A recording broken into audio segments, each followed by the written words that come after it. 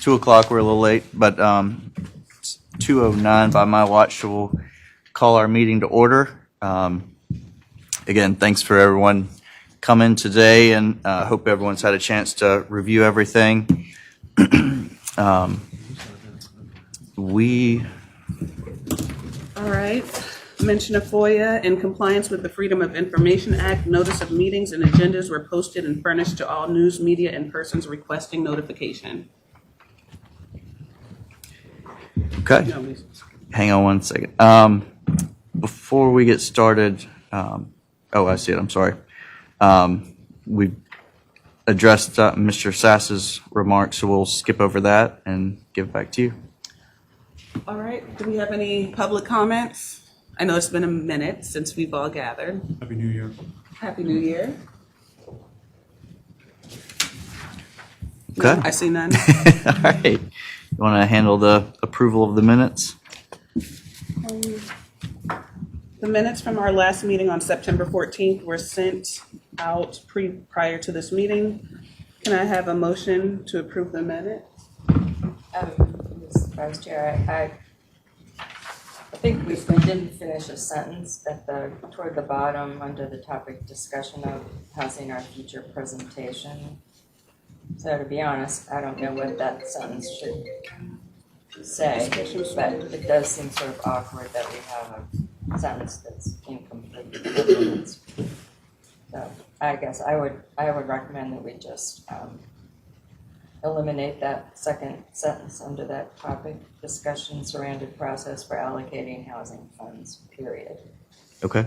And delete the rest. Do we all agree to delete that second sentence? So moved. So Do we delete that and we don't know what it says or what it should say? It seems like that would be important to at least know what it says. Maybe we could just accept this with correction. We could amend at the next meeting in these minutes if needed. Okay. I didn't think I heard if there was any discussion, but yeah, that's fine. Unless someone remembers and wants to add discussion. an amendment text.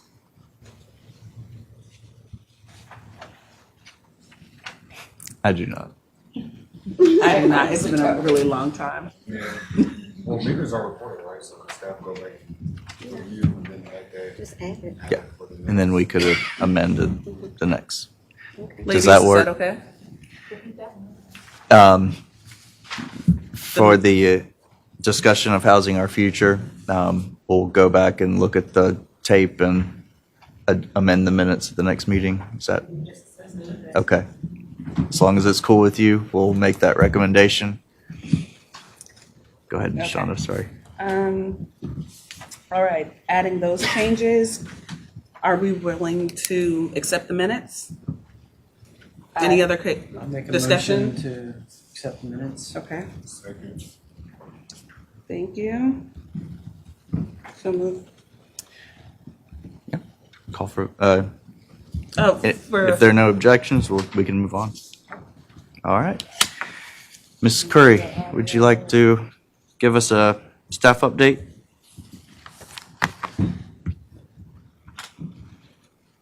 All right, good afternoon, everyone. Good to see you all again. Our staff update, we have a number of staff changes, as you all know. Since the time you all have reconvened, we've added at least 2 new staff members. Nicole Burnham over here is a new program administrator. You'll all be seeing her a lot more. And Mrs. Amanda Ramage is our director. So you'll be seeing them around, they'll be introducing themselves, and they've been a great addition to the staff. In addition to that, I will be leaving the department the end of the month. So going forward, any inquiries, if you could pass them specifically along to Ishaya. While I'm up here, I'll just say it's been a pleasure working with you all, so thank you. For the ARPA programs, since you all met last time, on September 7th, County Council approved some funding related to housing initiatives. That included $2 million towards equitable homeownership programs.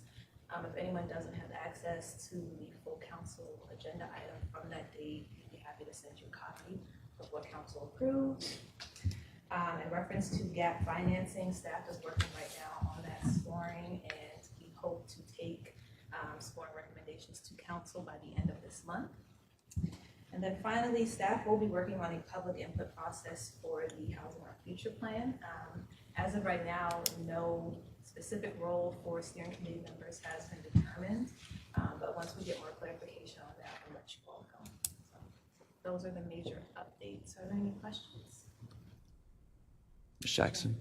Thank you for that update, and good luck in your new career change. Thanks very much, Ms. Hagan. It just occurs to me to follow on with, I'm glad to know that the staff is going to be able to submit to the full council. I assume it goes to their finance committee first at the end of their last meeting of the month. The ARPA funding recommendations that you all will be finishing scoring and recommending. I think we all know, personally or professionally, some of the applicants, the projects that were proposed to the county, and I know that back in the timeline that they were solicited, everyone was hoping that it would be an end of the year decision process. A lot of those deals that I'm familiar with personally have very tight turnaround times to put their financing into play, helping to leverage whatever other financing packages they have. And so I'm sure that someone has been giving thought to the council approving the list. Let's hope it goes forward without any, hiccups on that basis. But let's say by the end of January, you have an approved list of deals to close, then what would be the process to get the deals closed? Is there an outside party that's prepared to work on the closing? It's a lot of paperwork. Yeah, so that part of the process has not been finalized yet.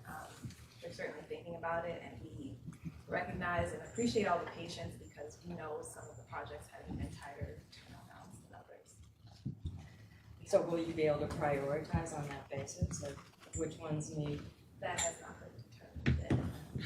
Could I mean, this is off the cuff, I'm sorry, and No, I'm not expecting you to make any, response one way or the other, but I would just put out there for maybe your consideration that when the city of Charleston took in, their $20 million of bonded funds and needed to turn them around, and it was an iterative process. I'm not saying that it wasn't, but by the time they actually had the money, they had to draw it all down in order to start paying debt service. So that creates a very aggressive timeline for any community like that that's trying to spend publicly approved funds.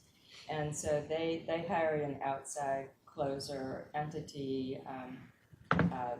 Charleston Redevelopment Corporation put a proposal into the city's housing department, and the city council took up their offer, and they literally acted as the closing agent for the city in getting those bond deals allocated and closed on. It's the closing part that ends up being a very expert set of knowledge. You can't just say I'm assigning a new employee to do that. It's got to be done according to the law. So I would just put it out there that if you haven't already talked to F.A. Johnson, who is the CEO for CRC, that I'm sure he would be very happy to consider making that same kind of proposal to the county. Thank you for that, Ms. Jackson. Okay. And I'll also add to anyone else who may have additional comments about it, whether as just a county resident or as an applicant yourself, to definitely attend the meeting once it does go to council too, so they can get the remarks as well. Okay. Any more questions? I don't believe so. Would you like to give a little update on the citizen? Absolutely. Thank you. Thanks a lot. Thank you. Good afternoon, everyone. My name is Margaret Jefferson, and I'm the community engagement specialist for Housing and Neighborhood Revitalization Department. Is there a way that I can, hey Justin and Jenny. Jenny. Hey, I wanted to see if I can, but this would probably be better as a visual. Do you know Well, this? we're actually pretty tight on time, so Okay, all right. Well, let me give you a quick overview, and I can also email this to you. We've had tremendous participation through our public meetings. We've implemented several systems like Canva to help us with the graphics and so forth and so on, and also the constant contact. So we have grown our stakeholders list by over 5,000 contacts to include small businesses, general public, churches, SBEs. So the list goes on and on. So just to give you a brief overview, we started to do a year review, which is something that we're going to present to our director and DCA, just so they'll know how we've been doing. But based on our public involvement, public meetings, just to give you an update, we did 2 surveys. One of the surveys resulted in over 1,200 submissions. We had another community engagement that was done by Development Strategies, which there were 909 submissions. All of these surveys were asking questions about housing, which was most important, whether they feel prioritizing their level of importance, whether it's to rehab existing homes, to provide affordable housing, build new dwellings, and so forth. Roundtable participants, we had over 80 participants for that. Community engagement workshops, we have 28 community engagement workshops. Of the 28, there were over 150 participants. We engaged in using social media such as Facebook, our website, and also the PIO also supported us in sharing our posts. So our Facebook reach was over 19,000. And we did something called advertising. Now Facebook has changed their algorithm. So even if you put something on Facebook and it's very organic, you're not able to really kind of capture the audience that you need. So we spent under $500, and under $500, we got over 19 people that we reached. So I think that's a great return on our investment. Email marketing campaign, as I said, over 5,341, and with all the outreach, with distribution of flyers to the library, opportunity center, we have had an estimate reach of over 5,788. So that kind of gives you a brief overview as the efforts we've done, and then kind of the number of individual families that we've reached. Thank you. Okay, thank you. I just thought that might be helpful for the conversation we're about to have. Before we get into Justin's presentation, and since we have a few people here with us today, can we go around the table and just everyone give their name and their organization, just so Jenny, who we're about to introduce, knows who we are, and then for the people in the room, just so they know. Mr. Porter, would you like to start? Yes. Hi, Jenny. My name is Jared Porter. I'm owner of Lighthouse Real Estate, a residential brokerage, and also very involved with rentals to moderate and low income individuals within the Tri-County area.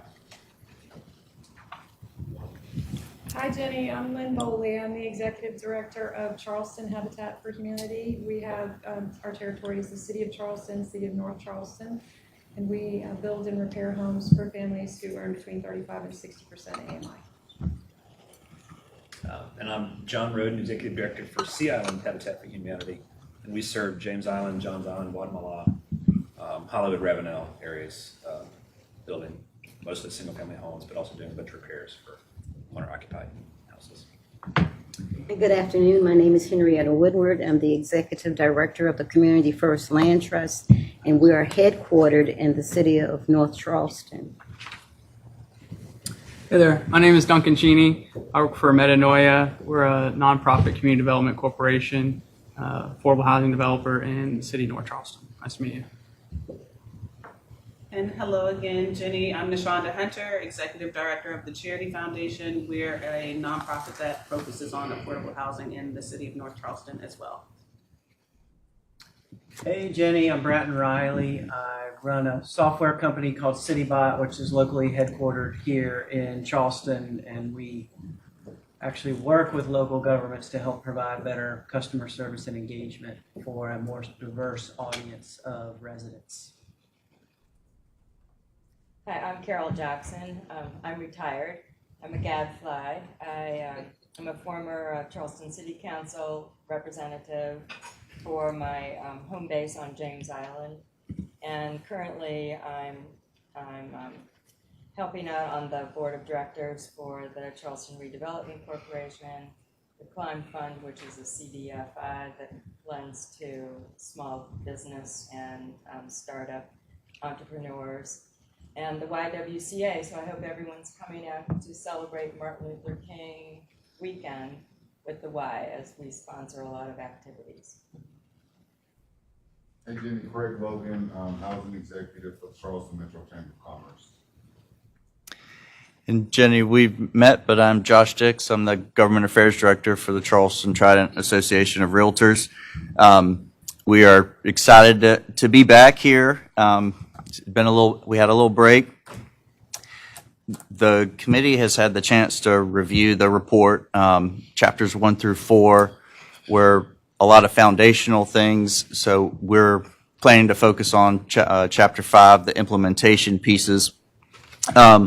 One thing to note is that if we do have questions or comments about chapters 1 through 4, if we can email those to Justin and Jenny so they can either address it or find the answer that you're looking for. So we'll have until the 18th, a week from today, to get those comments into them.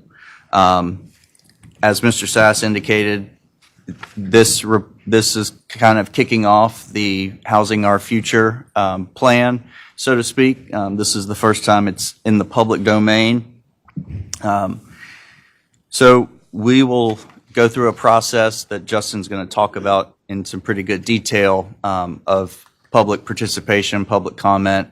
And as Mr. Sass said, we'll likely regroup in maybe late February, early March about this report and kind of put a conclusion on the Housing Our Future plan. So just wanted to get all that out.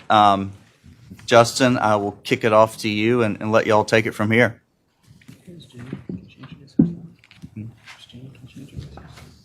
Yeah, really good to see everybody. I'm glad this meeting time worked for most of you, and here we are. It's been a while. It's been a minute for sure. Let's see. I think the first thing, Jenny, are you able to share? And just don't share yet. I just want to make sure, like, yeah, we're in Teams, so you don't need permission. So I think you're probably good to go. But I guess just by way, this is not Miriam. This is Jen. It's bad news, good news, right? Miriam has accepted a leadership position with the City of St. Louis Planning Department, and she left us at the end of the year. I think her first, she's probably been at it a week and a half, and I texted her a little bit at the end of last week, and she's drinking from the fire hydrant right now as far as everything that she's learning and doing. I'm excited for her opportunity. Jenny joined us in October, and so I'm going to let her introduce herself briefly here, but just wanted to let all of you know Miriam's not here with anymore. Jenny's going to be helping me shepherd this thing across the finish line over the next 2.5 months. We're really excited she's on our team. I think you'll all, be really excited and won't miss a beat from Miriam as far as what she brings to this team here with the steering committee and the staff, and I'm excited to have her. So, Jenny, do you want to say just a little bit of an intro for yourself? Yeah, definitely. Can you all hear me? Yes. Well, it's really nice to meet all of you. I've heard great things. So, and I've met a few of you already for more in-depth conversations. But as Justin said, I'm Jenny. I've been on the team about 3 or 4 months now. I've been in the community development world for about 7 years. This is a career pivot for me. So before that, I was in the retail grocery world for about 5 years. And my most recent role before DS, I was at the Community Builders Network of Metro St. Louis, which is a coalition of community building organizations, about half place-based nonprofits like CDC. So I heard some familiar names in the audience, which is exciting to me. I love community development. I love this work in this world. And the other half of those our members at CBN were folks that support place-based work in some way, shape, or form, but aren't, the CDC's on the ground doing it. So it's a really great experience. I was there for about 6 years, 4 as the executive director, and I'm excited to be at DS now to kind of continue doing community development and adjacent work from a different angle in other parts of the country. I've only ever done community development in St. Louis, Missouri, so learning a lot about other communities, including yours, and I'm really excited about everything that's been done with the Housing Our Future plan so far. The first few weeks I was with DS, I was helping Miriam kind of get the plan over the finish line, the first draft plan, and doing a lot of work with the survey data. So been diving in, still very much getting up to speed, but very excited to be here with you all and looking forward to hopefully meeting you in person at some point. Okay. So Jenny's been drinking from her own fire hydrant for the last 3.5 months, and certainly,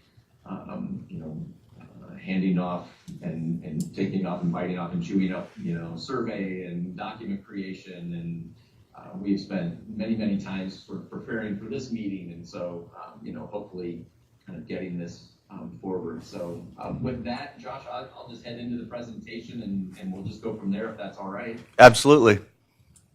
Okay, so share, Jenny, and yeah, I know I probably unhit a slide or two that you hadn't hidden. We'll just skip over them.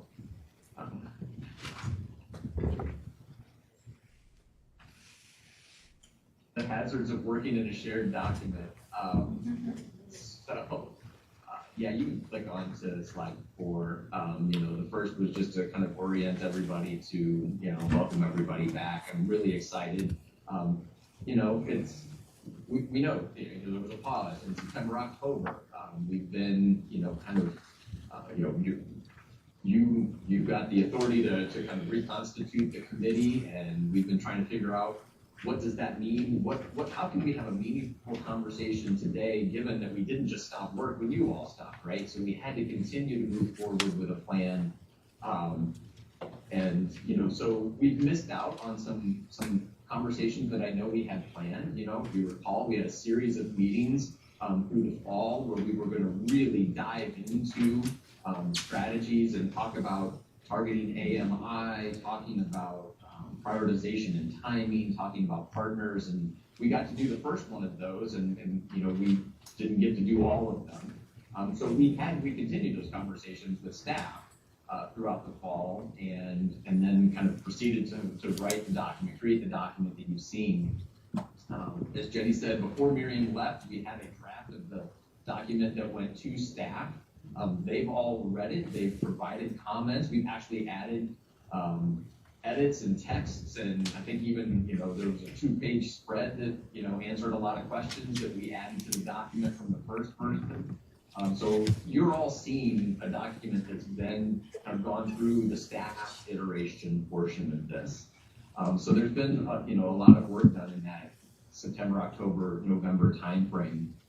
And I do think we'll have a great conversation. We're going to do accomplish a couple of things. I want you all to see kind of the presentation that we've created for staff to give during the public engagement outreach. We're not coming back in to hold those in-person meetings, but we're putting together a presentation that staff will be able to give and orient people to. It'll be online, and it'll really hopefully kind of set the stage for folks as they engage.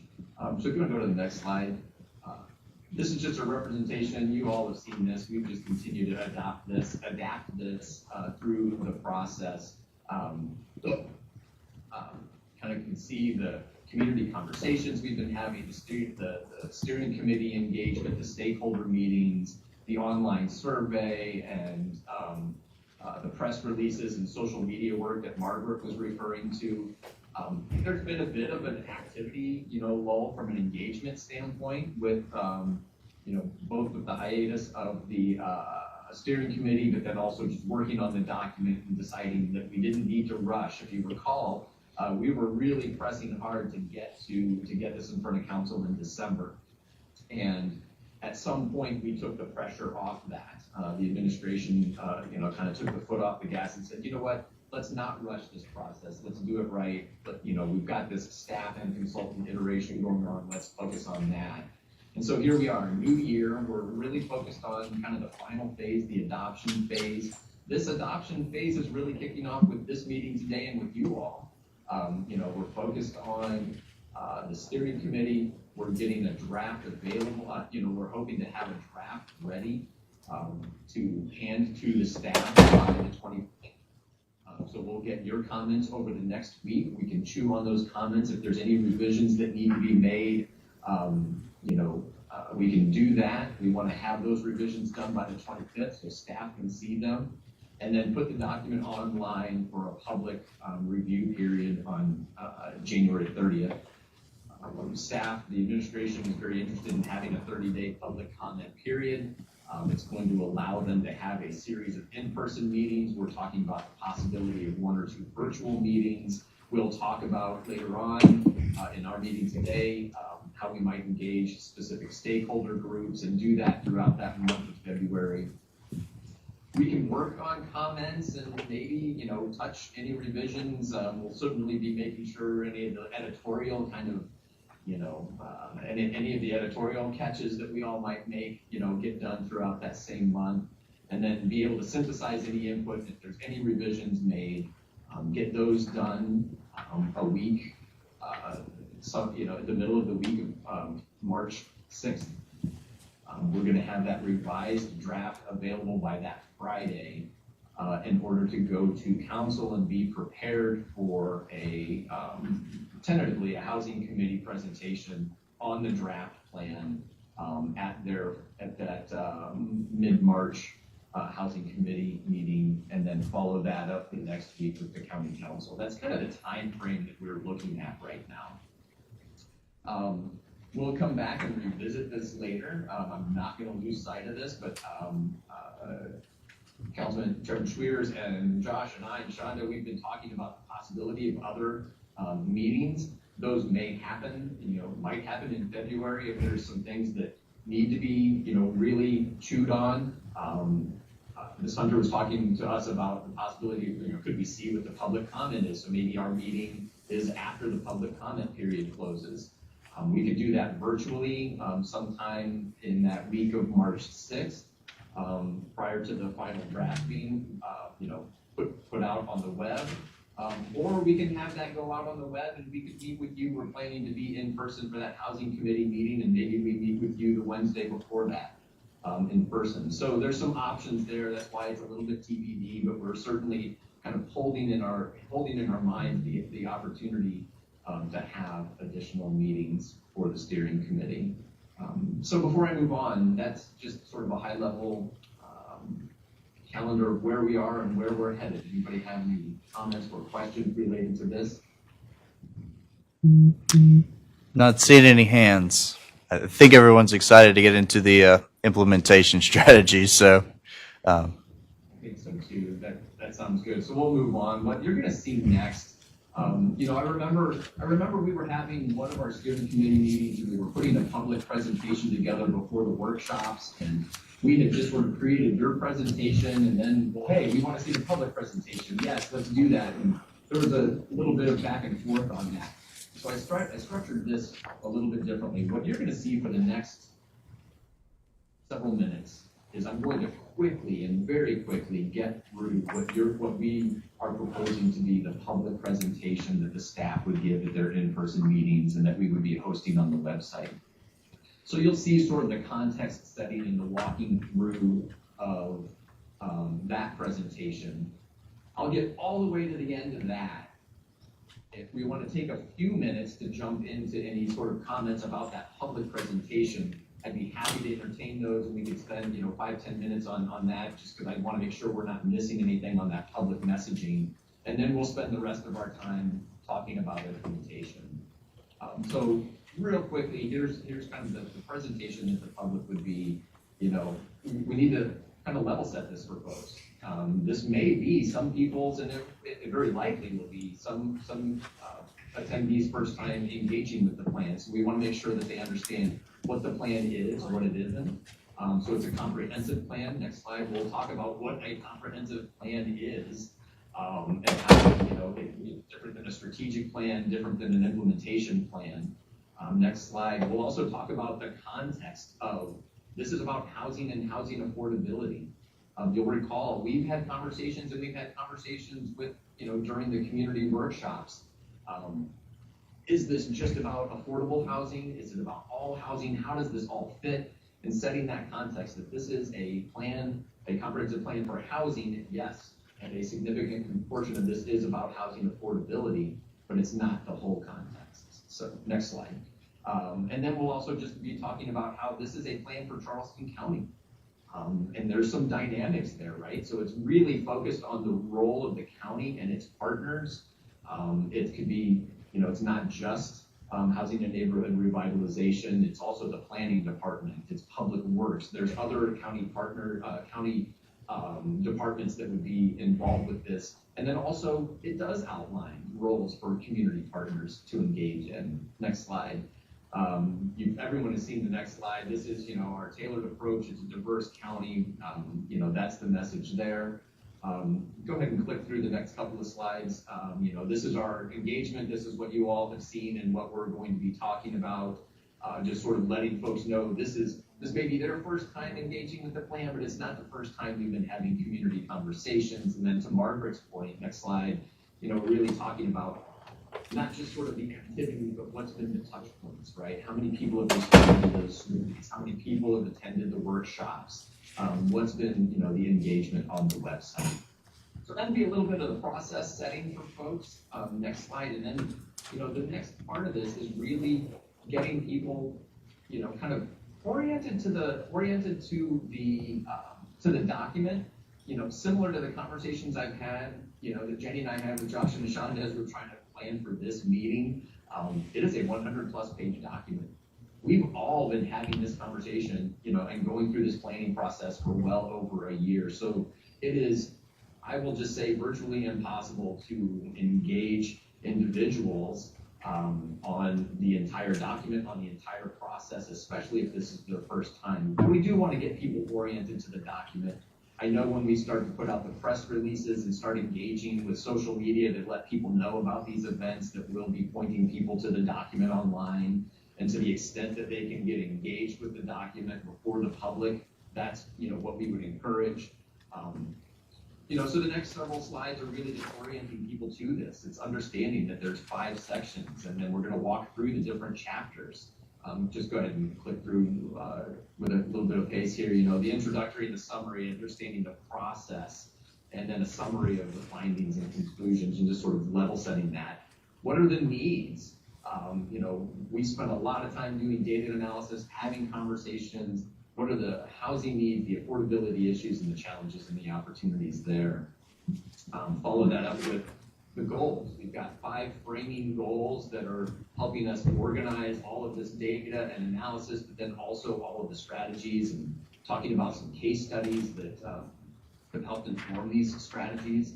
And then ultimately taking all of that and putting it into this implementation framework where we talk about phasing, priorities, the possibility for funding, partners out in the community, partners internally, governance. If you recall, we spent a bit of time talking about, the role of the committee and the departments and the council and how that all works as we begin to implement this. Carol, to a lot of your implementation questions with Diamond earlier. So talking a little bit about that and kind of focusing there. And then of course the appendix and, kind of the catch-all of everything. We don't want to leave this, we did a lot of great work.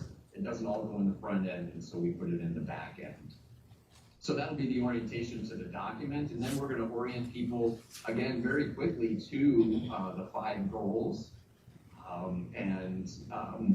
talking about capacity and adding supply, household, home ownership, rental security and stability, those kinds of things, and then show folks these are 5 goals, 27 strategies. This is the essence of the plan. Go ahead to the next slide, and just letting people see this.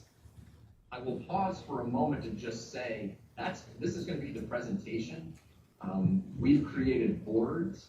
We've created a 2-page or 4-page, I think, summary handout that people can have in their hands. The boards are going to summarize and be very similar to what we had for the community workshops. So people won't just have to hear this presentation to be able to see all of the work that's been done. It'll go hand in hand with kind of some of the other stuff going on. So then, we're focused on, even with the public as well as you all, talking about implementation. What does that mean? It's phasing, it's prioritization, it's understanding our resources that are available and the capacity from a staff standpoint to implement this.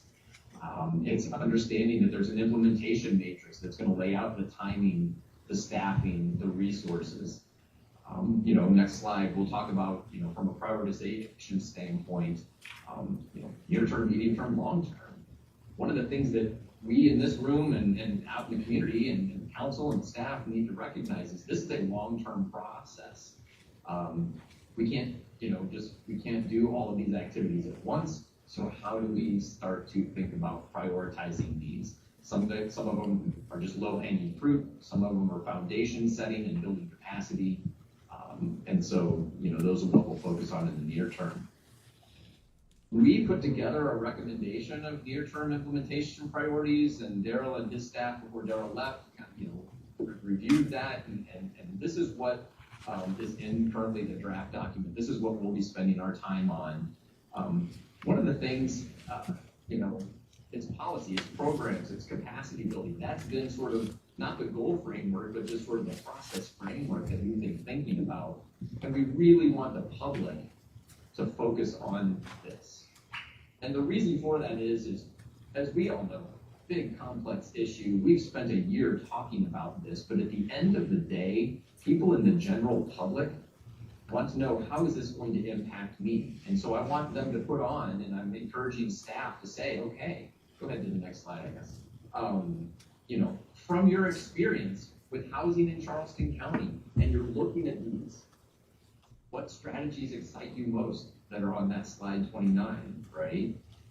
As a renter or as a homeowner, there might be some programs there that are going to support me in my ability to maintain, to find, to get into quality, stable housing. I might be a developer or a lender that might see a role as a partner in providing and tapping into one of these near-term strategies. So we're really encouraging people to put on that hat of just, I don't need to know everything. I don't need to know everything. What I need to know is how have I been impacted by the challenges and the opportunities of housing in Charleston County? And if I'm looking at this near-term list, where do I think it's going to help me connect, right? And that's going to be, I think, the focus of our conversation here in a few minutes, and that's what we're really going to focus the public on, because there's just too much to chew on, especially if they don't get a chance to look at the stuff online before they come to the meetings, and even that's a big ask. So how can you set the context and then just tell people, look, at the end of the day, it's us reacting to your personal experience. Do you see a place where your experience is going to get touched in the next 2 years? Then slide 31, we'll be telling folks, hey, we've got boards, we've got comment cards, we've got an online survey, staff is here to have conversations. You can get on that list, the constant contact list that Margaret was talking about, and stay informed as we get through the adoption process, and stay informed as we get into the implementation process. When we know what the link is to the plan document, we'll be sure to share that with everyone, both in social media and press releases and here online, and then we're going to focus on those questions and those conversations. So that's the community presentation, and it'll probably actually get whittled down from there, because some of this content is actually on the boards and it's in the handouts, and so we'll talk with staff to help them kind of narrate the storytell around this and make it manageable. But it's always easier to start with big and go down, and that's how we're going to be kind of level setting and kind of setting expectations and a framework for public comment. And so before we have our conversation, I'll take comments. Do we have any questions about the presentation or any thoughts, tips?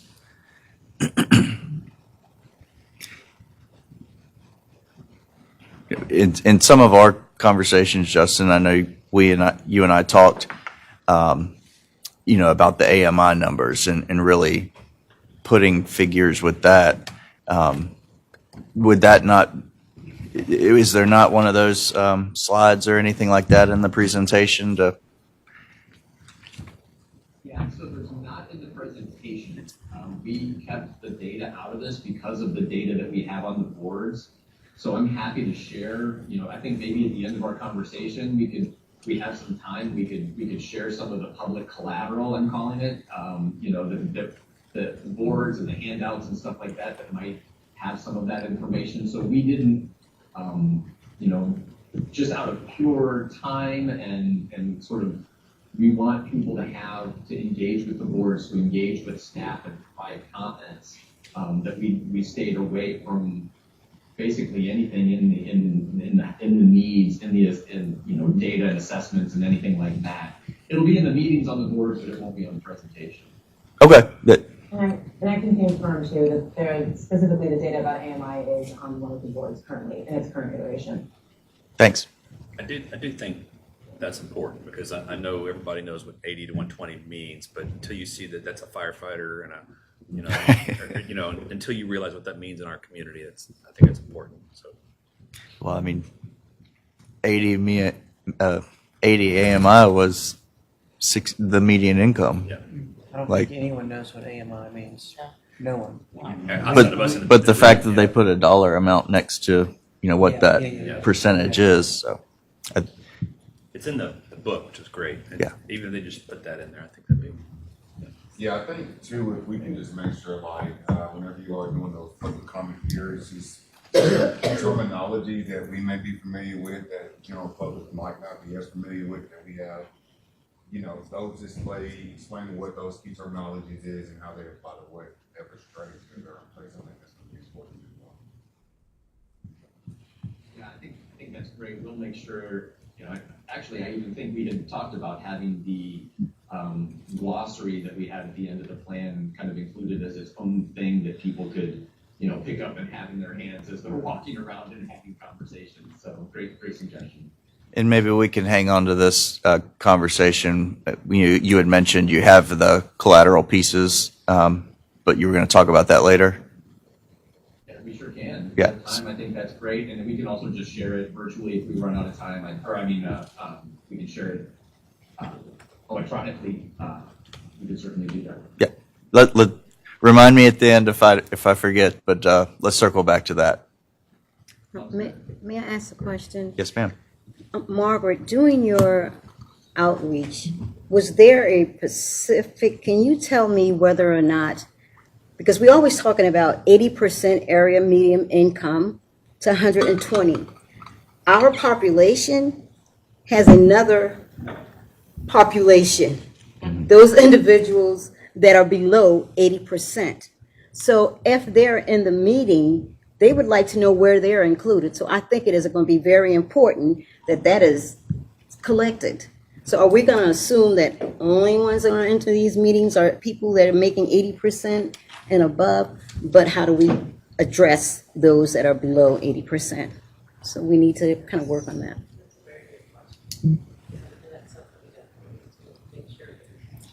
Mm-hmm. Some of our surveys have done that on Charleston and capture some of that data, but that data doesn't show the population that you're speaking of. But overall, findings were that everyone's interested in affordable housing. Thank you. So there's no specific emphasis on the 80 to 120 population. I just want to be really clear like that. So that just came up with somebody, talked about, you maybe use that as the example. Throughout the entire document, there is no emphasis on like this plan is just for folks that are making 80 to 120 AMI. Again, it is for the entire spectrum of the plan. You all have seen data that slices it and even says how many of our households fit within each category, and so many of the strategies and the conversations we've had with particularly the representatives from Cajun that joined us at our community workshops, wanted to see that, and we talked about that, and those strategies really are for that. And so, I hope we're not conveying that, that there's going to be a focus of the presentation that's leaving, anyone out of that conversation. No. Data boards of that or anything. Or maybe I misheard the question. But No. It was just about the the data that's in the report. Just giving context to what when you read about 80 or 120 AMI or 30, whatever, we don't know that dollar amount. And so we were commenting on, putting context in it that we all understand, which is, 80 is not some part of the population. So, but go ahead. Yeah, so that's great. I mean, I think we've got a board that we can just show up at the end. Josh, I think that'll help, and we can dive into any of that collateral. I think that'd be great. We can certainly try and save some time for that. Yes, sir. So let's jump down. I don't know where. Let's keep jumping here. What's slide 35? Is it? Yeah. Okay. So that's the presentation. We'll get into some of the collateral and the boards and the handouts after the meeting. Where I would like to go is, just looking at time, I want to give ample time to the implementation conversation. So I want to just sort of put a pin in two things. One is this community engagement conversation, and the other one is that you all may have comments. You look through the chapters, and you may want to just sort of either have comments or questions about those kind of the early parts of the plan, the early parts of our process, the public engagement, the analysis we did. I want to put a pin in that too, and if we have some time, we can come back to that. But as Josh said, getting those comments via email will be great. I think the focus of this should be at least with this in this discussion, so you can all hear what you're thinking and about the implementation. Let's focus on. Let's go 2 slides up. Let's focus on this near-term priority list. And let's just start the conversation with, does this look like a good list for the first 0 to 2 years, for the next 2 years, for the county and its partners to do, both from the policy tools and maybe the policy setting, some of the programmatic stuff that needs to happen, and some of the capacity building strategies. And I just want to open it up to that.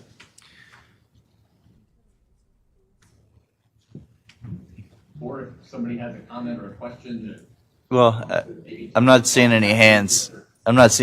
So I'll jump in there. But I think one thing, can you zoom a little closer on this slide? We have people here who having a hard time seeing. Is that a little better? Okay. Thanks, guys. The technical assistance funding, what does that look like to you? One of the big problems that we have with all of our municipalities is lack of resources. They don't have enough reviewers. They don't have the folks to put the eyeballs on the plans that delay the creation of housing. So what does that technical assistance look like to you for a role that the county would play? Good question. You know what, Jenny, I'm wondering for now, I know you want to take notes. Let me go ahead and share because I have the presentation open as well, and I'll zoom in on that, and that'll allow you to go to the note slides. And then maybe when we sort of package that together, we can jump into the notes and see if we captured everybody's thoughts. I think that might. I was just strategizing around that. I was wondering if I should pull this up in the actual plan and then take the notes. So that works too, if we've got that up. So, yeah, that's a good question. Let's see. Are you seeing the same slide that Jenny was just showing? Yes, sir. Yes. Great.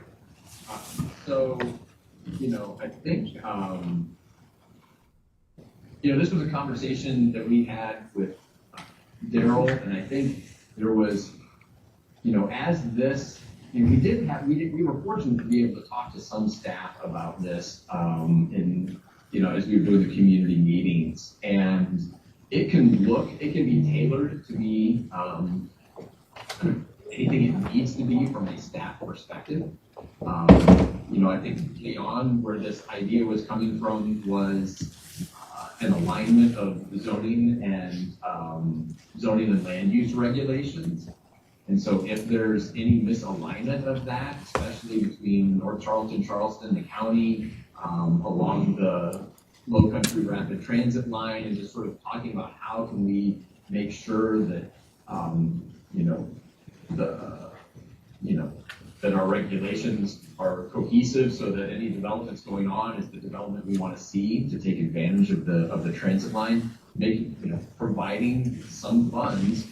And I think early on, the idea was maybe ARPA funds or maybe out of perhaps the dedicated funding source to help them get, updates to zoning codes or, help create overlay districts that might provide that cohesion. I suppose, we talked a little bit about, is there any sort of permitting processes? Are there any sort of inspection processes or anything like that that might be, also beneficial? I would say we didn't get too far down the rabbit hole there, but I think that there are programs, certainly that I'm aware of, that EPA and others do to try and kind of coordinate, training around, building code inspections and, different, maybe there's best practices for permitting processes, those kinds of things. It would be an actual fund that either could go to those municipalities to help them fund, or the county could be a direct partner in securing the technical training, the consultants to do the overlay or what have you. So it's meant to kind of tackle it from a couple different perspectives. Thanks. Ms. Jackson? Just in response to that, that's not when I raised my hand initially.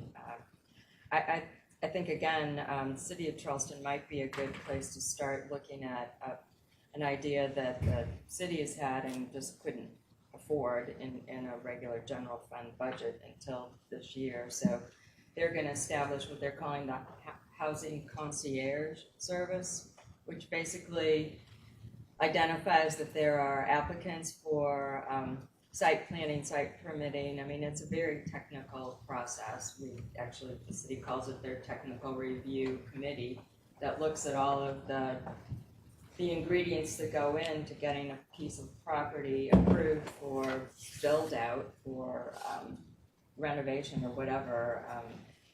So the housing industry is especially vulnerable to not having that kind of expertise to get through a very technical engineering, design, just relentless process that sends you back to the drawing board when you're trying to get a site plan permit, let alone a subdivision or something like that. So I know that the city has definitely fleshed that out within the planning and zoning department, and I'm sure that I could, put whoever in touch with seeing if that would make sense to just have some sort of idea, an answer to the question, what does that look like?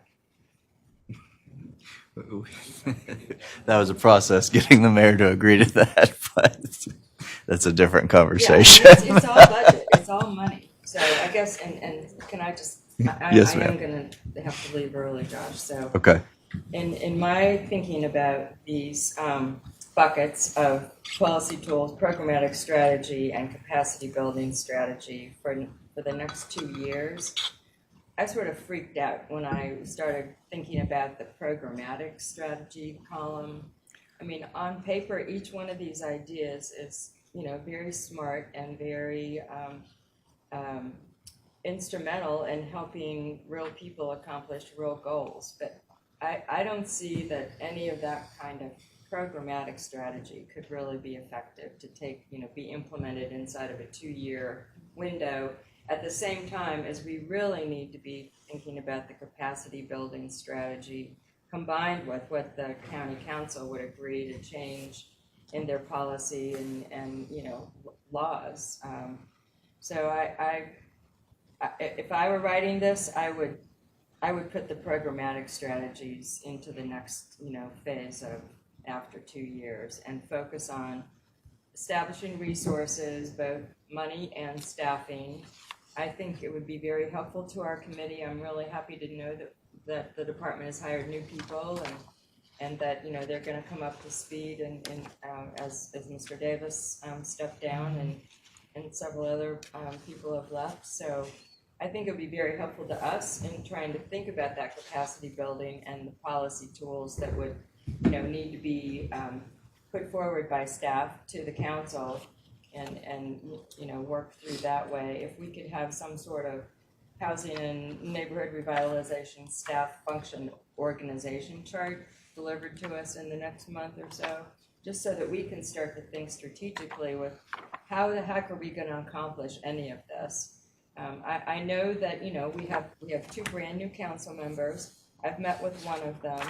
I know that they're going to be very nuts and bolts, focused on the county needs to be a player in the housing game in the region, but realistically, a lot of what the county can do is bring money to a problem as opposed to money to a solution, as opposed to establishing a whole lot of departments that the people who are now newly elected in office in particular don't have the, let's just say the leadership philosophy that we should be growing the county's programs from a staffing perspective. So I think, lean and mean is gonna win the day with the new set of elected officials that I know about. And I think if we come back with focusing in on finding the resources, that would be the smart way for us to talk about near-term implementation priorities.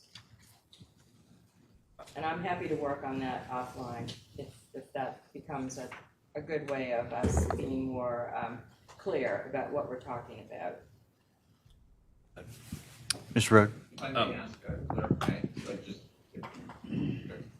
off of that, so I definitely want to visit with everybody in the group about the idea of really focusing on policies and capacity building, right? Under the programmatic piece, I'm wondering if, so do I hear you right, Carol, saying that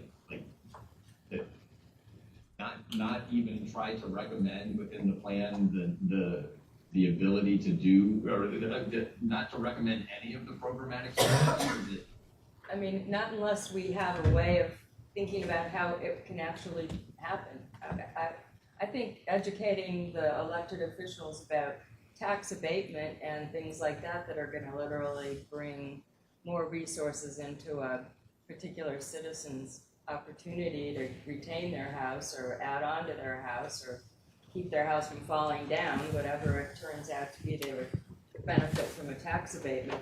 That's going to be a hard enough, push uphill. I mean, we're at a place where we have to deal with the people that, are going to be making the decisions that we recommend against. And I'm sorry to be blunt about it, but we've definitely had a time out where we were told we'd done a great job and, we didn't really need to be thinking about this anymore because we'd served our purpose. And I'm glad that we're invited back to be more instrumental in how the county is actually going to adopt a plan like this and start to work on it. But I don't think we can be talking theoretically. I think we have to talk about who's in the department and who can actually do stuff and who's going to be making the decisions and what is their flavor of wanting to deliver resources downstream. And I think the new council, we have a new chairman, we have a new majority of people that are more, just to be honest, more trickle-down resourcing thinkers than bottom-up, we need to make everything happen at the county level of staffing. And I think we can really make progress that way, but we have to deal with the hand that's dealt us in the next 2 years in particular, because that's the council that we've got. That's the department that we have. Well, just because we've got a time commitment, right? A time for our conversation, but even a time to get the plan adopted. So it's, I think, let me just ask you this. If we went back and triangulated any of the programmatic strategies that are already have been presented as funded with ARPA funds, would you be okay if we left those in that next 2-year programmatic column? Because evidently they've already sort of been proposed and been approved, and that there's an expectation that those things are going to happen anyway. And maybe we just limit the programmatic strategies to just those that might have been, and I'm not saying any of these are, I'm just saying let's go back, and I know, we've got some, we started to identify which ones were being ARPA funded, and then they changed and all of that, and we just decided we're going to step back, let those recommendations sort of happen, but we never did come back and maybe put those tags there. Maybe we just focus that on the ones that are being funded. I was going to mention, before you make all those changes, I disagree a little bit. I do think that the pilot of a training program seems like a big ask, but the other 3 on that programmatic strategy column already exist. Those programs we can find, and I've worked with, whether through the city of Charleston or from other groups, that you can find those already out there, and it wouldn't necessarily be a staff running that. You could get a bank partnership with number 2, and the bottom one, we've helped a number of folks find down payment assistance and home buyer education. There's a number of groups in Charleston that do that stuff. So those, before you pull those off and just make that commitment, I think those are definitely doable in 2 years. The top block, I agree that might be a big ask, but I'm not really sure what they're training. Are you talking about training how to build a house, or is it how to I'm not sure what that means exactly. But Mr. Cheney? Yeah, in regard to the programmatic strategy, the issue that I think we've always had in Charleston County is that there really hasn't been enough money available for a robust affordable housing development market to exist. There's always been kind of a little bit of home funds available. It really hasn't been the significant resources to really build the affordable housing community that we need here for the population size. So should we, the first, I was glad to see on the policy tools, the first one on the list that kind of kicked this whole thing off 5 years ago, 6 years ago, was an affordable housing fund. And so if we're going to establish a fund and actually fund it, we do need training to back that up. And so maybe all these things exist, but they're weighted differently, and there's a lot more resource support spent on different ones. I do feel like, as Ms. Jackson said, we kind of have to deal with the hand that we're dealt, and I do feel like a lot of these do support a market-based solution to housing. And particularly when we look at, from the affordable housing community, how long it takes to build one unit of affordable housing, even if you're building a 100-unit complex, that's a 24-month process, and even longer. And so, particularly the last box on programmatic strategy, where we really are looking at the private, providing a little bit of down payment assistance or soft second mortgage, however it's structured. These programs, as John said, very repeatable. I know another southeastern city that's had a really successful time with this, through the rebuilding of New Orleans after Katrina. And they created this program through their FEMA money, and they say, hey, this is actually working out. And, 12 years, 15 years after Katrina, they're still funding it because it's an easy way for the AMI populations that we're talking about to get into a unit affordably without having to wait 24 months for the unit to be online. So really leaning on the private economy, I think is going to catch the ear of all of council, frankly. This isn't going to be presented as a big government or political type of solution. And then looking at tax abatements, where those policies really do need to be established because affordable units are coming offline because of the tax bill they're getting, because they don't quite qualify for tax abatement because they're not a nonprofit. And so, we've had conversations before where units are switching from a Section 8 unit to an Airbnb unit because of the tax bill and insurance bill. And what can we do from a market standpoint to make that not happen, or at least give an alternative option? And so, I haven't had time to kind of think through each one of these, but I do think that there's a role in all of these. We're relying on the nonprofit community, but also this is so much bigger than what this nonprofit community can really deal with. So thinking about private developers, thinking about, we have an experienced realtor and lender that, really can plug people into these down payment assistant type loans, whether that's with an outside partner like F.A. Johnson's program or whether it's a county function. Those things got to be dealt out, but I think it needs to stay in here. Thanks. Ms. Jackson? Yeah, I'm sorry, and I am going to have to go, but I totally, I mean, if we rewrite the programmatic strategy to make it clear that we're talking about finding private partners to do these kinds of things, I mean, I think that's a whole different emphasis.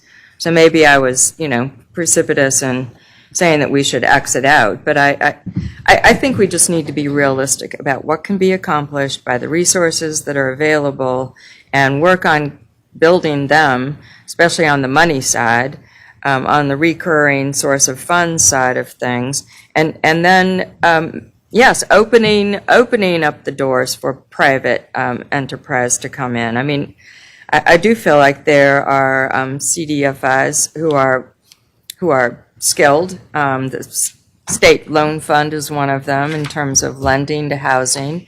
They're going through a whole transition.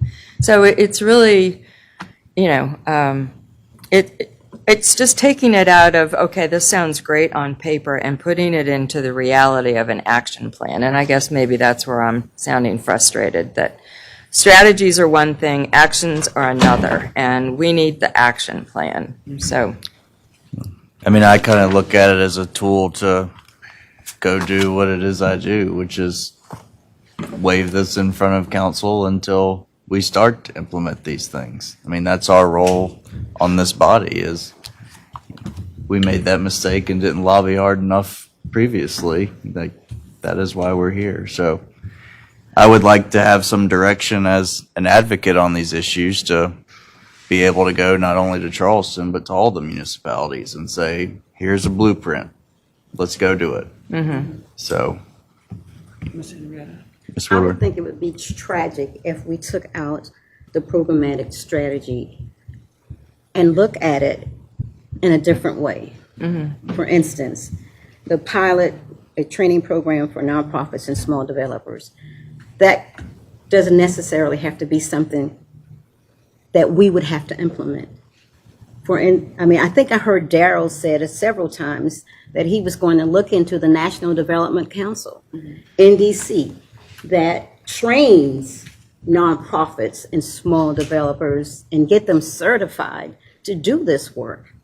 And I think for nonprofits and small developers to be a part of this, we need to begin to get them prepared and not wait 24 months out to get all of that implemented. So I would like to see possibly there's some type of a connection between NDC and with this plan.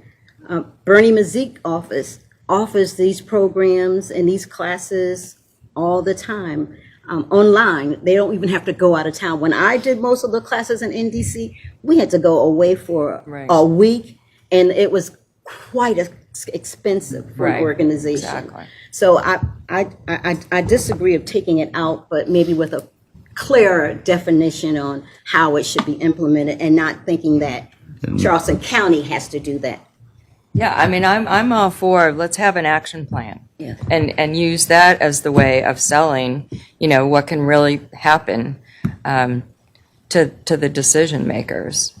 So. Mr. Riley. Yeah, I just have a question. We have some experts here at this table. Like the question is about the first programmatic strategy and training, and you have some nonprofits represented here that are developing affordable housing units. Is my presumption correct that the capacity is around more of a single-family unit? And I'm wondering about capacity. What capacity do we not have to be able to do more of that as compared to multifamily? If we're looking at, that programmatic strategy for the first one, like, is it more of like just helping you with your own capacity and your own organizations to be able to do more? Do we need more nonprofit entrants, like before we're trying to create a new wheel? And then if we're talking about multifamily developer training, is that something that we really need to do, or do we just rely on, as you said, the private economy to focus on that? So just, it's a question to Well- y'all that are actually doing this every day. I mean, I'd like to jump one in. at a time. All right. We go Miss Hunter and then Okay. Miss Woodward. All right. I'd like to jump in and say I agree that it should not be taken off the ballot. As a leader of a small nonprofit, as a small developer in Charleston County, we need this. As we mentioned before in previous meetings, when applying for state funds from like state housing and things like that, they're asking you to have money already set aside in your bank that as a smaller nonprofit we don't have. So by partnering with with this training program, we'll be able to apply for more funding so that we can get into multifamily developments instead of just single family homes. But also from the capacity building strategy piece and forming a regional coalition group, I think that that's going to come and work and cover several bases, because there are so many examples of where so many of these other programs are working in other areas that we just need to kind of tap in with them and figure out how we can get those strategies implemented in Charleston County. You're talking Yeah, about do you outside have Miss the Woodward? states. Like What, just- how, Some are, but I mean, if it works, it works. No, I'm all for learning okay. from other Yeah. sources, I just don't think not that we should be inventing the wheel. Right. Generally, Yes. those don't That was exist in gonna be South my Carolina, but comment. they exist We shouldn't somewhere else. reinvent Right. the wheel. We shouldn't have to reinvent the wheel when the wheel is already out there turning. All we need to do is get those that need that wheel, get them on that wheel to ride with us. But that takes And- coordination. It does. Right. But that's not, we don't have to implement anything. Right. No, I it's think if we already rewrite there, the strategies just to make bring it the sound people like we're together. going to be tapping into other sources, then that makes a lot more sense. Yeah. and then another part of your question is zoning. I mean, Yeah. the reason single family is built is because we're zoned for single family. It's very difficult to do duplexes and quadplexes, townhomes, the things that we need to build in order to address these issues. We're not allowed to build by zoning. So we need to get our head wrapped around the zoning. That's right. Yeah. And that should be overlays. Well, and capacity too, because, I mean, even if zoning supports it, you may not have the sewer system to do the same thing. So Right. that's, a lot of us are ready to build multifamily, we just can't. Ms. Chain? And from a market standpoint, if you have a piece of dirt and you're a developer, whether you're nonprofit or not, housing, multifamily housing, and particularly affordable multifamily housing, is going to be literally the hardest development type to put on that piece of dirt. That's why you see storage centers or car washes be put up in 6 months or less. With our development timelines, it's 24 months. So do we have a patient seller? Do we have a cooperative municipal partner? Zoning, setbacks, subdivision regulation, easements are, and you just have to like pain to try to do these projects. And so Years of pain. Years. and so, I'm talking from North Charleston, particularly. I know the county, we all kind of represent a wider body here. We all have our probably pain points with our development process that if our organizations didn't have a mission and purpose behind it, we'd be doing something else, and so, but we need to think more broadly. We need to say, how do we make housing not the most difficult thing to build and probably the least, have the less ROI? How do we make it the easiest thing to put on a piece of dirt? And how do we incentivize, financially incentivize the development? And so like the city of Charleston actually does have a 1 parking space per 4 affordable dwelling unit policy. And that's really generous. And I still don't think they're getting quite the interest that they could be getting. And so I know Charleston County has also implemented a parking reduction, but if people still aren't attracted by that carrot, they need to make the carrot bigger or better or whatever. Right. And so just we're really pigeonholed into single family development, even when we have 60-foot wide lots that could easily support a quad or a duplex at the least. So anyways. And then to Duncan's point, parking is a big issue. Parking requirements, even though we say we want LCRT, where we have mass transit and people are riding it, we still require parking. So if your footprint has to account for however many parking spaces, it makes it very difficult. It's So no longer at there are a all lot of affordable. barriers to entry to build this type of product. And not to mention, for the next 2 years, tax credits are broken. So, I mean, that's a huge thing. That the Charleston Housing Authority has a game plan for redeveloping all of their properties, but not if they can't get tax credits. Yeah. Ms. Woodward? So, Just to bring a little light in the room, I visited Bermuda about 2 or 3 years ago, and I saw so many scooters. In Bermuda, if you're a homeowner or even a renter, it doesn't matter how many people in that home is working, you can only have one car. If you want to get rid of parking, change the deal. One second. Good luck. Justin, Jenny, we haven't heard from y'all in a while. Do we need to get back on track, or is this helpful, Thanks. this conversation? Stop sharing so I can see you all. Sharing screen and it's a limitation of whatever. So, no, I think the conversation was very good. We got one more comment I just wanted to check real quick. Yeah, I think we're good. Mr. I Riley? don't need to elaborate. I think we're fine, Josh. We can keep going, I think, for maybe another 15, 20 minutes, even in this vein. This is what we're looking for. Okay. I've already got some ideas of things that we'll look at, and I'm sure that you'll all have now a lens with which I think you can look at this chapter and provide comments. We're going to keep talking. I just wanted to make sure. So, Mr. Riley? Yeah, this is more of a question just tied into like supporting the municipal government's work in this area. Is there a model, and I don't know this concierge program that Carol mentioned, is there a model where there's like, fast track permitting? Yes, If a project expedited has permitting is a expedited thing. I'll just be honest with you, it gets Theory. political. Yeah, it's not really. Because politicians don't want it to look like it's pay to play. And we do have expedited permitting in Berkeley County, and it helps a little bit, but it could be a very efficient system. But it's the optics of it. Even though you have a developer who wants to build affordable housing, but they've got a window to do it. If you can't meet that window, the project doesn't make That's what I'm sense. wondering if a project had defined amount of affordability. It could. It does work in other parts of the country. We've studied it. It's just finding those participants who want to do it. I think we're under enough pressure in the market that we need expedited permitting. It's something I talk about every single day to every single politician that crosses my path. But expedited permitting is one of the tools that we need in the toolbox. Yeah.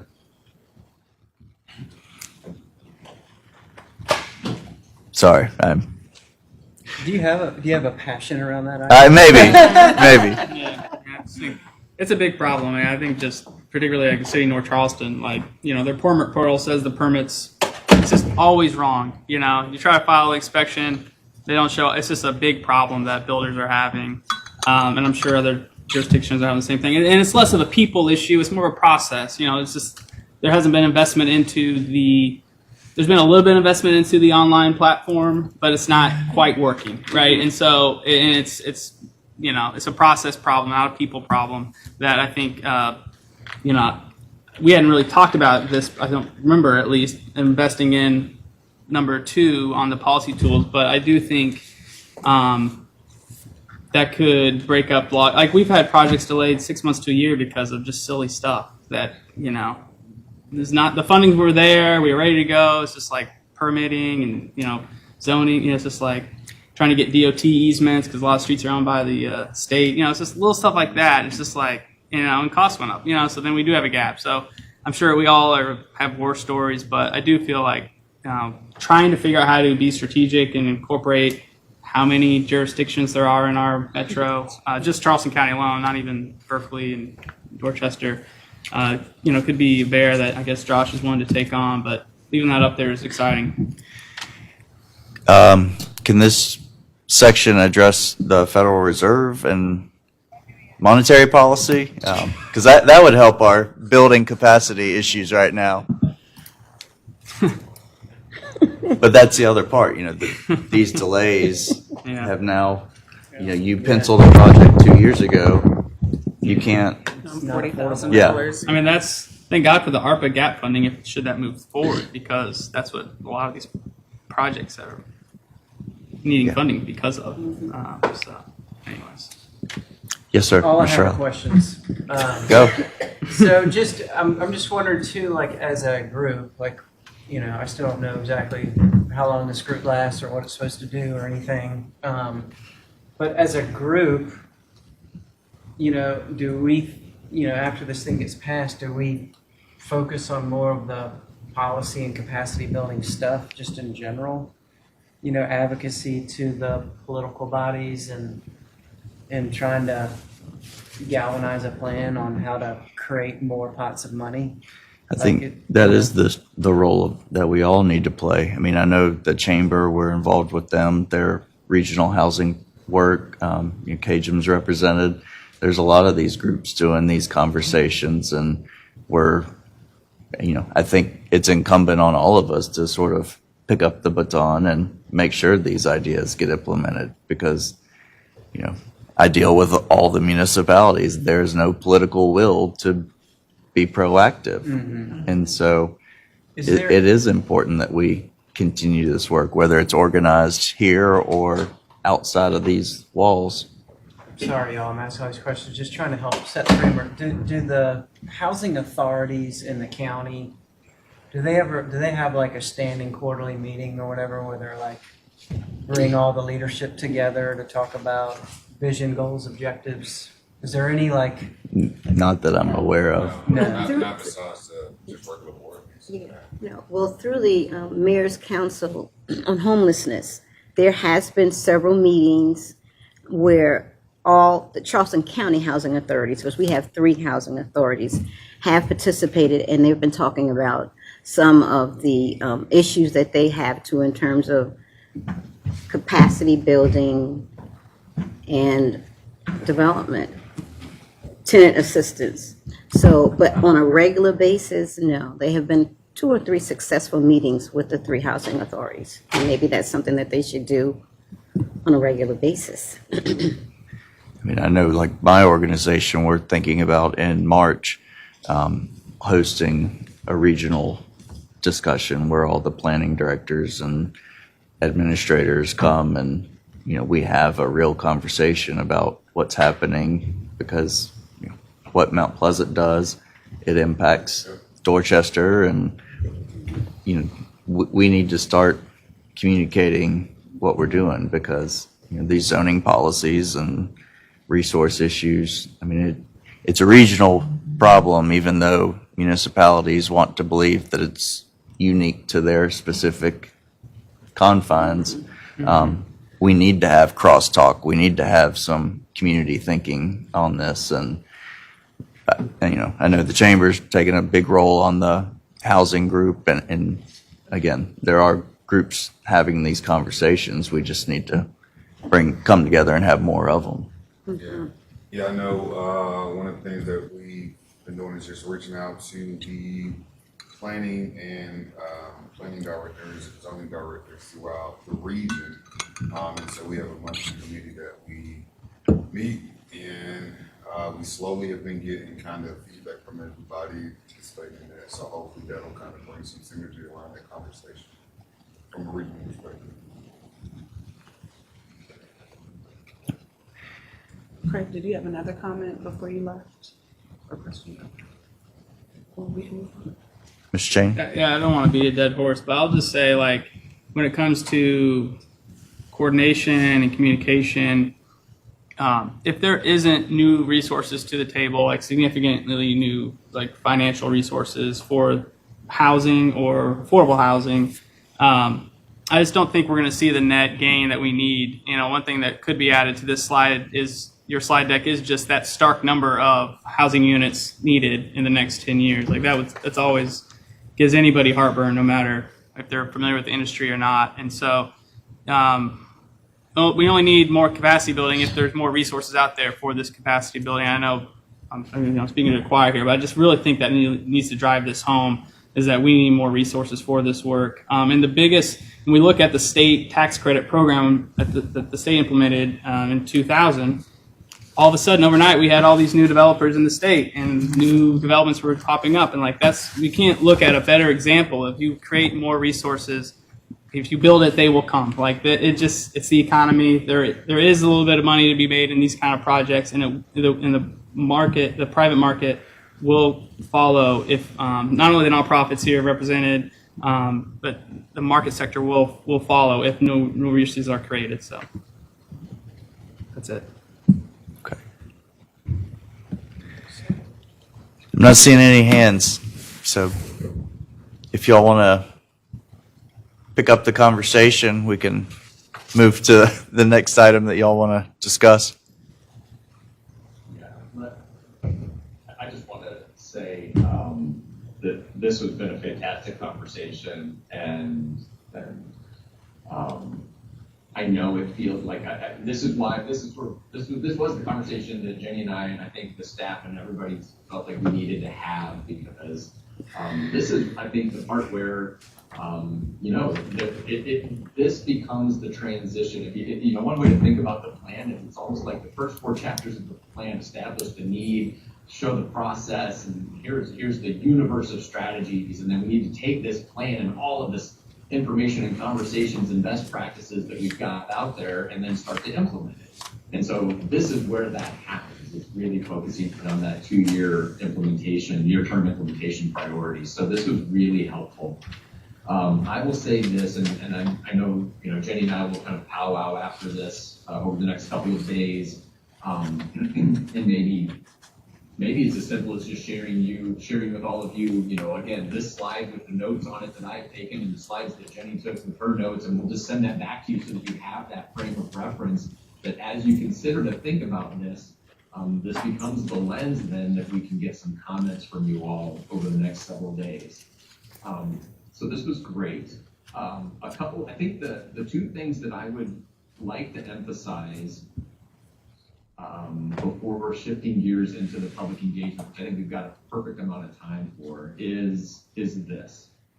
One of the things that I have been talking about with the Housing and Neighborhood Revitalization staff since basically October is that while we've been working on this for a year, and we've done a whole lot of great hard work getting to this point, and it feels like this is the culmination of something, and it is. It's a fantastic milestone, but it is really only the beginning of all of the hard work. And I think that's what your conversation this afternoon has kind of reinforced for yourselves and us, is like there's a whole lot that we need to think about going forward. And so also is that it's a comprehensive plan. It's a comprehensive housing plan. And I definitely hear the need for an action plan. That is not part of what's coming out of this per se. I think we are setting up the foundation for this and the framework for implementation, and that an action plan with staff, the staff that we have, with the resources that we know, and with this committee, can actually go through a process to say, okay, we've got this framework, we've got this narrowed down, we had some really great conversations on these near-term priorities. Let's put an actual, honest to goodness, action plan together, and that can jump out of this the minute this plan gets adopted. We've helped communities that we've done these comprehensive plans with. We've helped them sort of set the stage or actually walk through that entire process. And so yes, I think that's vital. And then the last thing I'll say, kind of to Duncan's point, it's a little bit of a pushback, Duncan, or a little bit of a counterpoint to the resource need.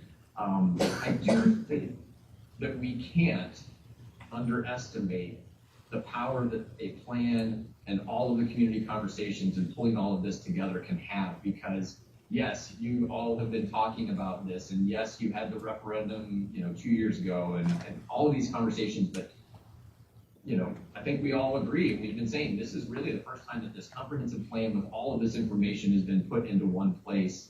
And,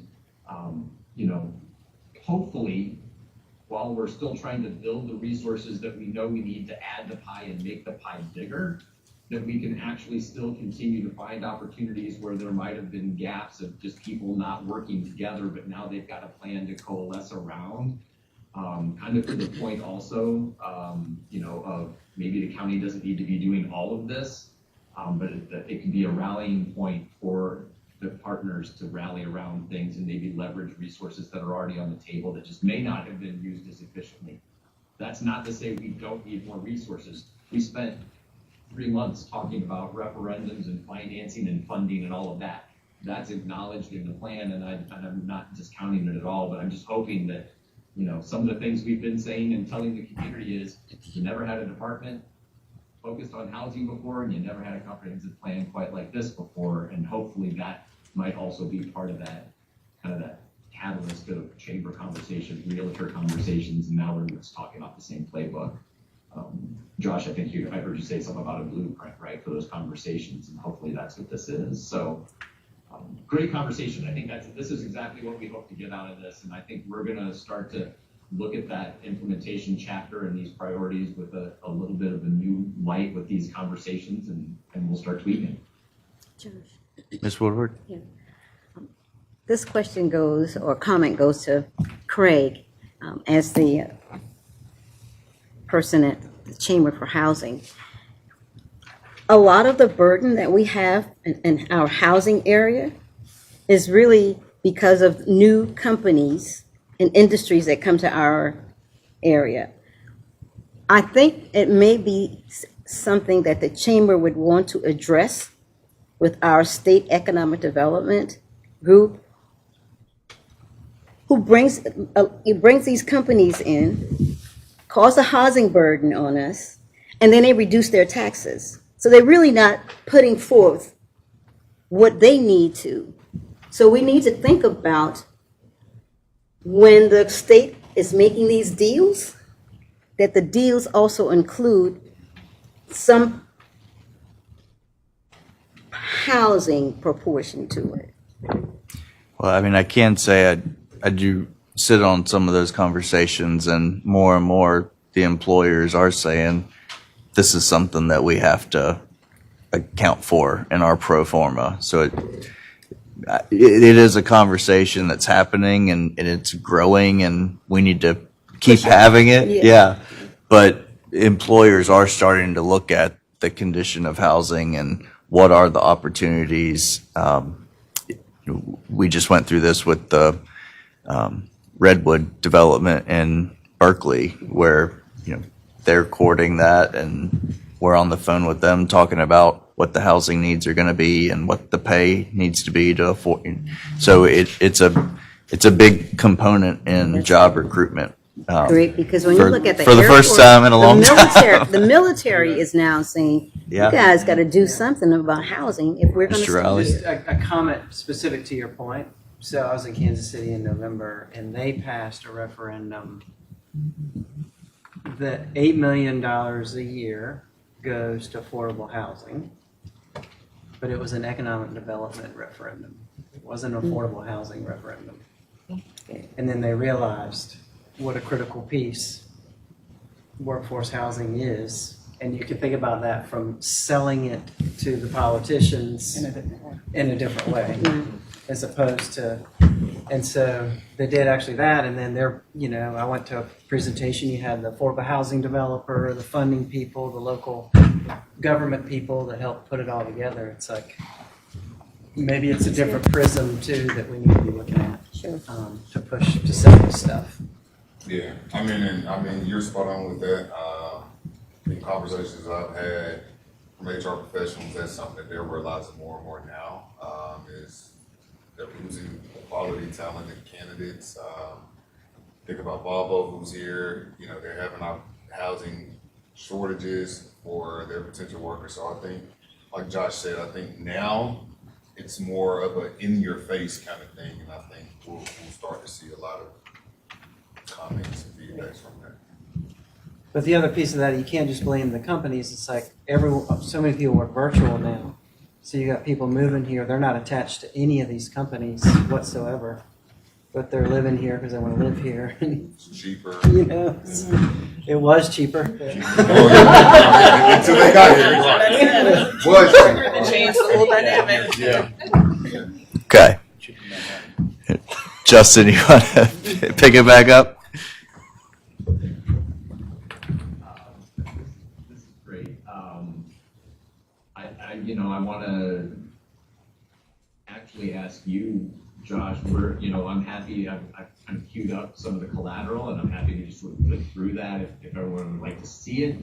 If you'd like to focus the conversation in a different way, I'm happy to flex. We've got about 15 minutes. So, And I think we're kind of good here. I think what I will commit to with this conversation we had is Jenny and I were taking notes on the PowerPoint, and we'll just make sure that those comments get back to you all to reflect that, and then just kind of, again, sort of encourage comments over the next week. if you think we're okay on the matrix and everything, I would like to see the collateral and kind of go back to how this is going to be presented, and if we have an opportunity to provide some feedback there, I think that would be constructive. If that's everyone's nodding, so yes.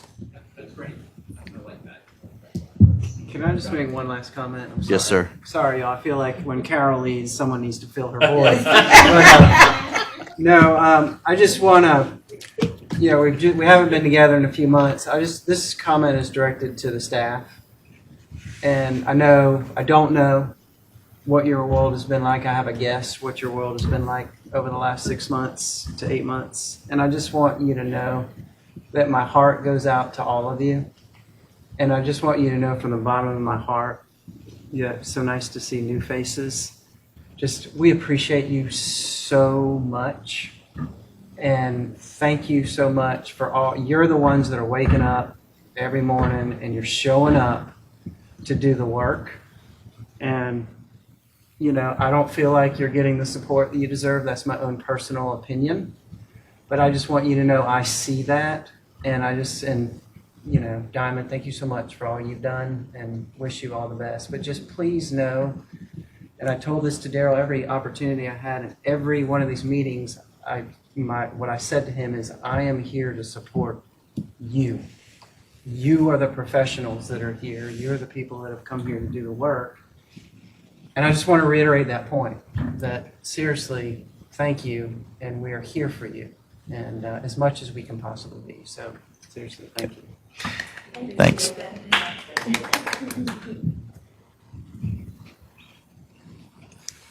Give you enough time to get those slides up? Yeah. Hey, Brad, give him another interlude. Yeah. Can you sing? Got any other things you want to thank?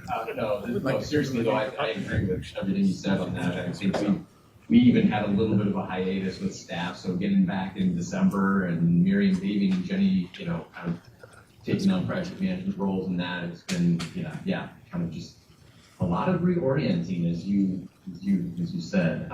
Okay, so let's see here. I'm going to share. I just share it all. So I think if you all can see. So this first one we're calling the plan at a glance.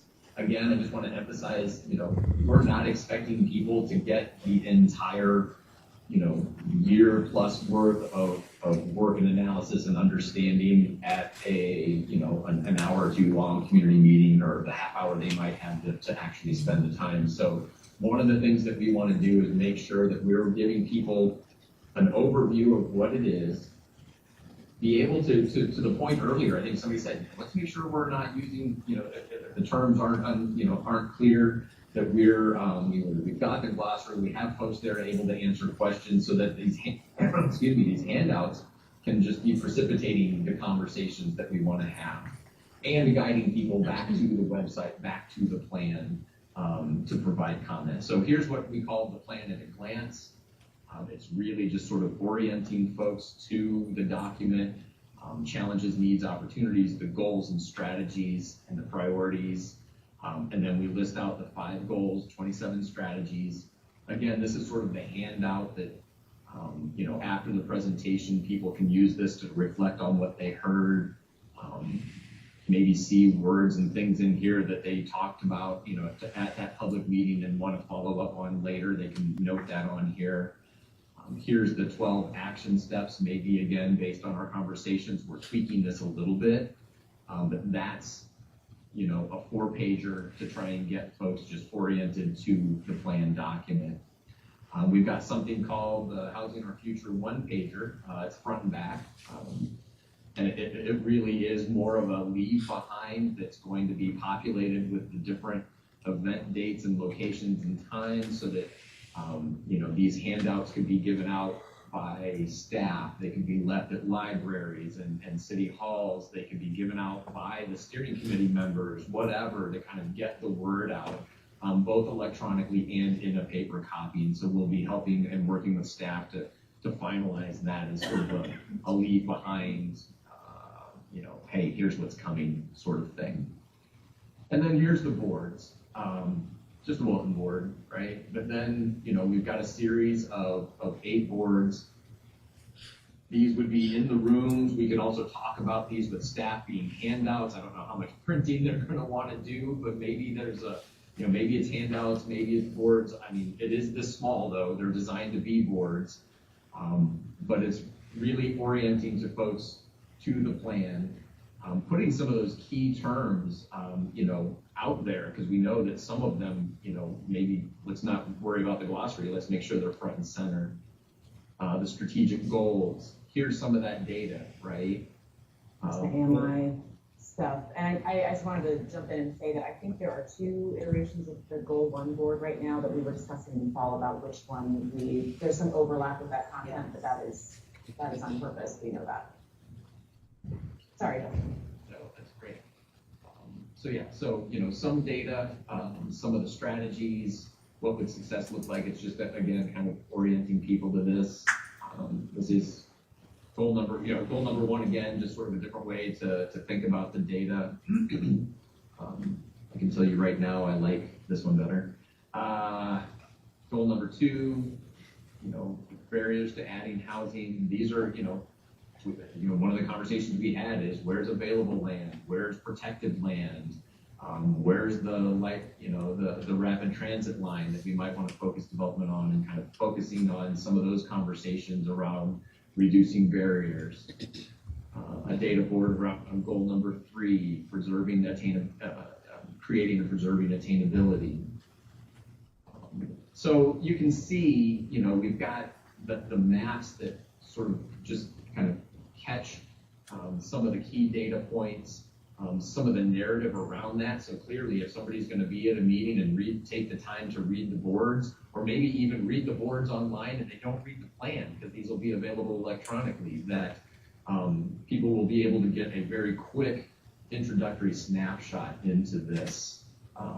And then goal number 5, again, kind of this one, implying how home prices are outpacing income growth, and that is a huge concept when we're talking about access to home ownership, and again, just kind of a flow of the proposed strategies and what success would look like as we walk through, and that is the collateral. One quick suggestion. Mr. Riley, then Mr. Porter. Just, and y'all probably thought about all this, so forgive me if I'm stating the obvious, but, for folks coming to these community meetings, if you can QR code enable the packet so people can just scan it on their phone. I know y'all were using those already. So again, I'm stating the obvious, of course. And then I don't know if there's a board with these implementation recommendations that we've seen, and people can have like a sticky note and put it on the one that's most important to them. But what they put on the sticky note is why, so that you could get some, substantive feedback on those, or, and just stuff like that, so you can, whatever you can do to maximize the fact that you've got these people that care enough to show up and get their feedback. And I promise that's my last comment. Well, we still have final comments, so you got at least one more. Mr. Porter. Those are fantastic, and that was my suggestion as well, is to link QR codes on the handouts.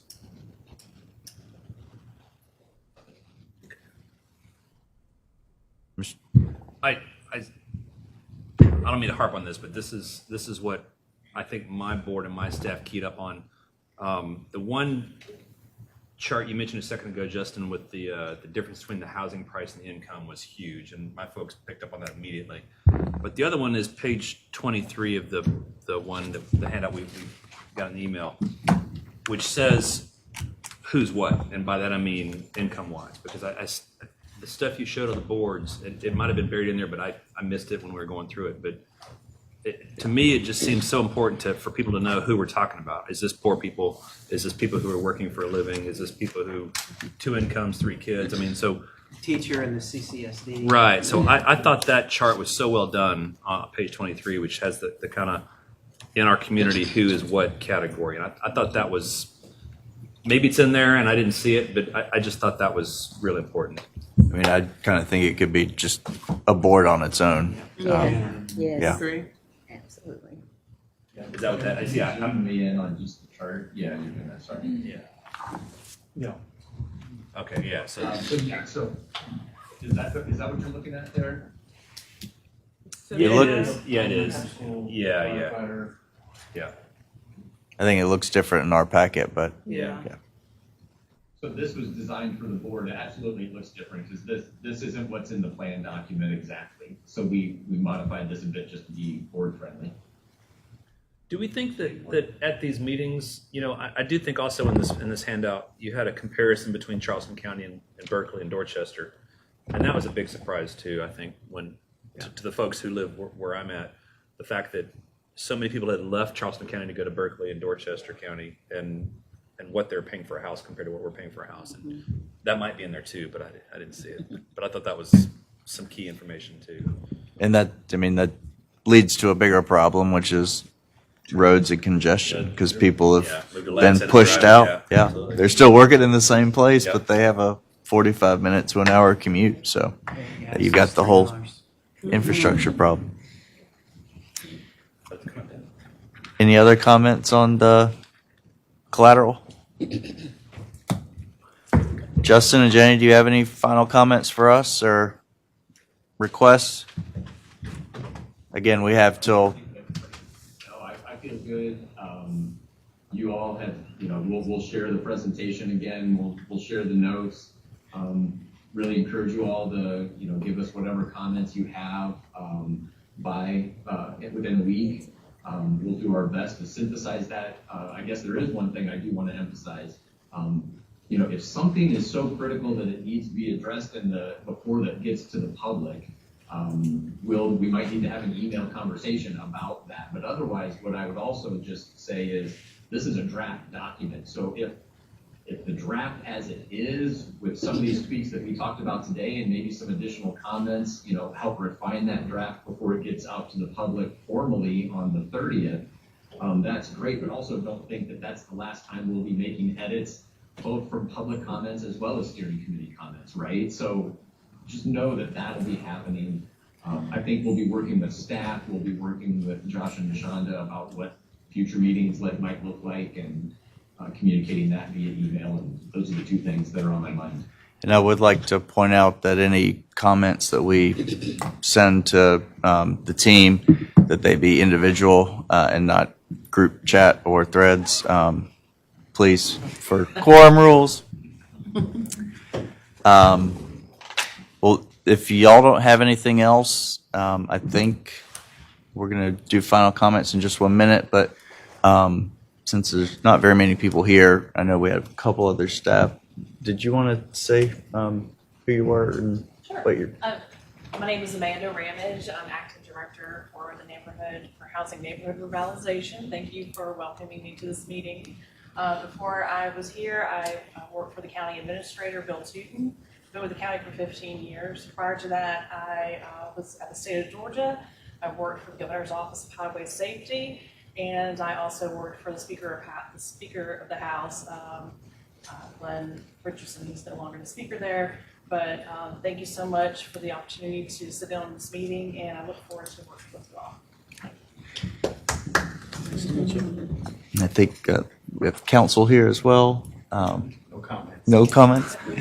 And are all of y'all with Cajun, or who are you? Three of us. Three? Okay. Thanks for coming. Who are you? I'm sorry.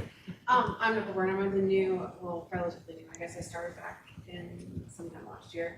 I'm program administrator for housing and neighborhood revitalization. Came from Public Works, where I was the public administrative liaison, and have worked multiple nonprofits in there to the private sector and all things in between. I am bilingual, identify as Latina, and so I bring that drive for equitable language access to all of our programs and the work that we're doing, and that's a huge thing that I've been part of as far as like the Housing Our Future plan has really been pushing equitability and making sure that we're as transparent as possible with all of the members of our community. So. Thanks for being here. All right, we're going to do last comments. Mr. Logan? Yeah. Excited to be back, and I think this is just some good work that we're doing. Just want to continue that, and we had really good, healthy conversations today. So hopefully you guys can take that and really add to the final version of the plan which we have. Thank y'all for the work that you're doing, and it's good just kind of catch up with everybody. Mr. Porter? Thank you again for your work. Jenny, nice to meet you, and I look forward to working on this plan some more. Ms. Boley? Yeah, again, You too. really excited to be back and, working on the stuff that's so close to all of our hearts. Mr. Rhoden? Welcome back, and welcome back to the community too. Ms. Woolward? Thank you for your work. It's excellent. And it still has room for improvement, but what you have done, I've been with the county, I've put almost 30 years just working with the county, and I'm excited about it because for 30 years at the county, I knew the importance of housing in our community and for the county to jump in. This is a big deal for them. So I thank everybody on the committee who, your input is tremendous. Mr. Cheney? Yeah, similarly, thank you all. Welcome to the team. And just having the meeting opened with Chairman Sass here, acknowledging us, I felt really good about that. And I just encourage the chairman and vice chair to continue those conversations with our council just to make everybody connected here into the new year. Thanks. Mr. Raleigh? Just thank you both. Jenny, great to meet you, and I missed all you people. So it's really nice to be back in your presence. Ms. Hunter? Again, thank you to all of you for showing back up. Congratulations and welcome on board.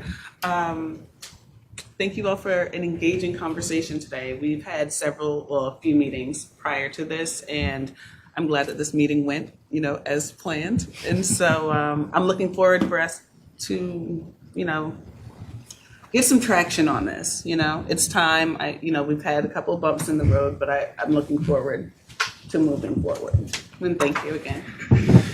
I just want to say thanks for everyone. You screened the report. We were ready, and I think we had a really great meeting. Thank you all for coming after the hiatus and what has transpired. But I feel good about picking this work up and getting it across the finish line. I would like to point out for anyone who the Greenville News had a horrible article today on the state of housing. Greenville County and the city of Greenville actually have dedicated housing funds. They're actually doing things on housing policy, and their paper torched them for doing nothing. So I'm glad that we're here to do this, and hopefully we can be spared any editorial from the Greenville News. But people do pay attention, so thank you for doing the work. If that is it, I will take a motion to adjourn. So moved. Make a motion. All right. Thank you. Hey, good. Big mumble, Yeah. yeah. Thank you, guys.